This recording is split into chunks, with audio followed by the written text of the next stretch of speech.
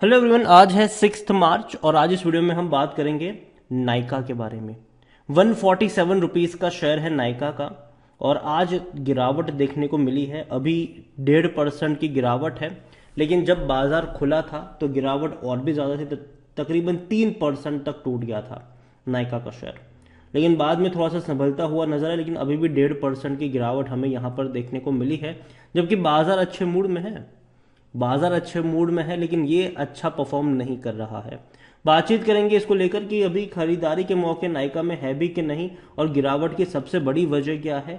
तो वीडियो को शुरू करूं उससे पहले अगर आपने अभी तक चैनल को सब्सक्राइब नहीं किया है तो प्लीज़ अभी इसे सब्सक्राइब कर लीजिए, क्योंकि आगे भी बहुत सारे वीडियोज़ हैं जो आपको काफ़ी ज़्यादा हेल्प करेंगे।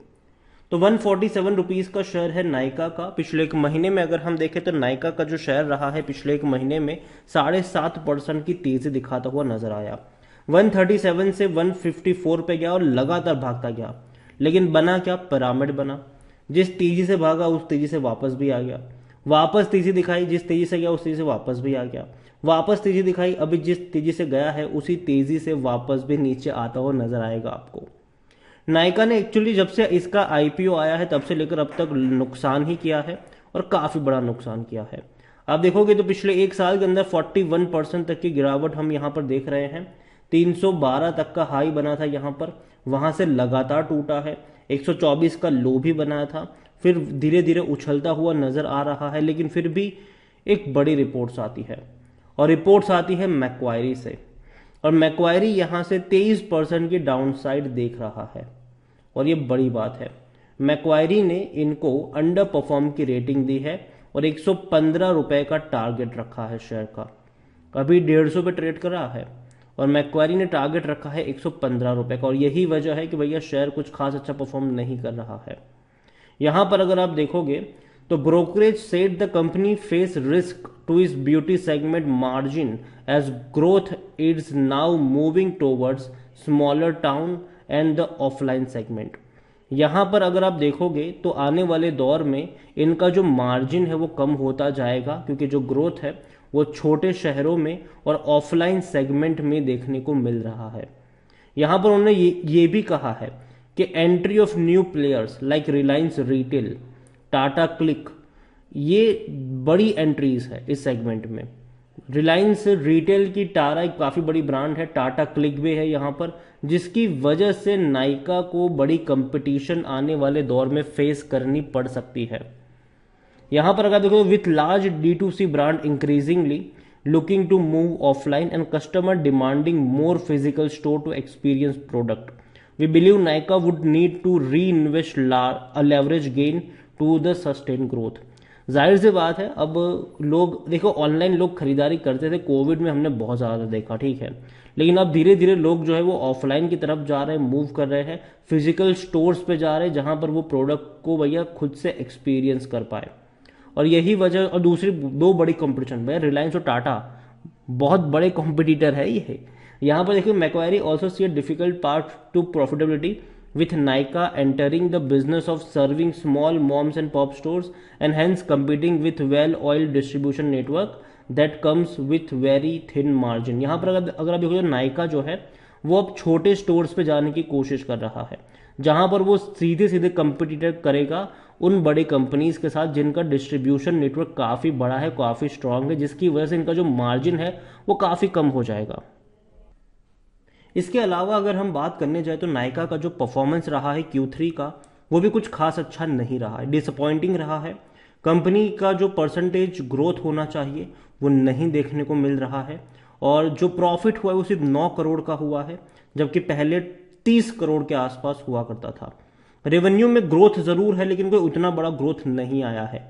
नायका को लेकर अगर देखा जाए तो हालांकि 16 लोगों ने खरीदारी की सलाह, मतलब 16 जो मतलब 16 बाय कॉल है, 2 होल्ड कॉल है, 2 सेल कॉल्स है, और जिसमें जो टारगेट प्राइस है वो 201 रुपए का भी। कई सारे एनालिस्ट यहाँ पर है जिनकी तरफ से ये दिया गया है, लेकिन उनमें से एक मैक्वायरी का काफ़ी नेगेटिव कॉल रहा है, और कुछ रीजंस भी है जो मैं मानता हूँ कि हाँ थोड़े से परेशान इनको कर सकते हैं, जैसे कि एंटर करना रिलायंस का और टाटा का इस सेगमेंट में, और दूसरा सबसे बड़ा कि ऑफलाइन इनकी जो प्रेजेंस है वो कहीं ना कहीं दिक्कत देने वाली है। यहाँ पर नायका को लेकर देखा जाए तो आज शेयर गिरा जरूर है और लार्ज कैप कंपनी है ये, 42,000 करोड़ से भी ज्यादा का इसका मार्केट कैप है। वॉल्यूम देखा जाए तो कम है, 38 लाख के आसपास देखने को मिल रहा है। कंपनी का प्रॉफिट दिसंबर क्वार्टर में काफी कम रहा, 8 करोड़ 19 लाख का रहा, जबकि पहले कंपनी 27-28 करोड़ का प्रॉफिट करती थी क्वार्टरली। तो प्रॉफिट धीरे धीरे कम हो रहा है, मतलब मार्जिन इनके कम हो रहे हैं, और जाहिर सी बात है मार्जिन कम होने की वजह यह है कि कंपटीशन में टिके रहने के लिए इनको कई सारे डिस्काउंट्स वगैरह देने पड़ रहे हैं। कंपनी के रेवेन्यू बढ़े जरूर लेकिन उस तेजी से नहीं बढ़ रहे हैं। 1460 करोड़ के आसपास का रेवेन्यू रहा, जो 1100-1200 करोड़ पहले हुआ करता था। तो रेवेन्यू भी देखा जाए तो उतना कुछ खास नहीं है। कंपनी के प्रमोटर के पास 52.34% की होल्डिंग है, एक भी शेयर गिरवी नहीं है, ये अच्छी बात है। हाईएस्ट पब्लिक शेयर होल्डर में हरिंदर पाल सिंह बग्गा है, जिनके पास 6.42% की होल्डिंग देखने को मिल रही है। अभी जब हम बात करें शायद शेयर में और ज्यादा फर्दर करेक्शन हमें देखने को मिल रहा है। नायका को लेकर अगर आप देखो तो according to Moneycontrol user 50-50 वाला रेशियो है। यहाँ पर 50% लोग कह रहे हैं कि बेच दो, 50% लोग कह रहे हैं खरीदारी करो। कंपनी में अगर आप देखोगे तो जो इनसाइडर ट्रांजेक्शन समरी अगर आप देखो तो बिकवाली के ट्रांजेक्शन ज्यादा है।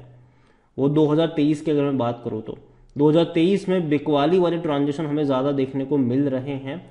और जहाँ तक बात करें कंपनी के डिविडेंड की तो भैया नहीं पे करेगा ये, क्योंकि कंपनी का उतना ज़्यादा प्रॉफिट नहीं है कि आपको ये डिविडेंड पे कर पाए। कंपनी के रेवेन्यू ठीक ठाक है, हालांकि थोड़ा सा नंबर यहाँ पे रॉन्ग है, लेकिन प्रॉफिट आप देखो तो बढ़ता हुआ नजर आया था 2022 में, लेकिन 23 में क्या हो गया।